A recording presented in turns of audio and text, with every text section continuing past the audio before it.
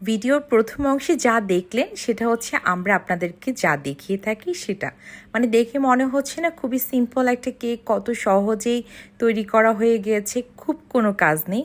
এখন দেখাচ্ছি আপনাদেরকে যেটা আমাদের সাথে ঘটে থাকে। এই যে দেখেন, মাত্র সাইডে একটা গোল্ডেন কালারের লাইন দিব, সেখানে আমাদের কত নিখুঁতভাবে আস্তে আস্তে সম্পূর্ণ কাজটি করতে হচ্ছে। কারণ আপনার যতটা সিম্পল মনে হয় ততটা আসলে সিম্পল সবগুলো কাজ থাকে না, প্রতিটা কাজের ক্ষেত্রে কষ্ট আছে।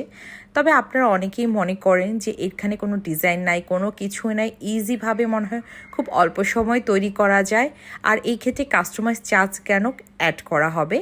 তাই আমি আপনাদেরকে দেখানোর এবং বোঝার সুবিধার্থে আমি ঠিক যেভাবে কাজগুলো করছিলাম সেইভাবে আপনাদেরকে ভিডিওটা দেখিয়েছি।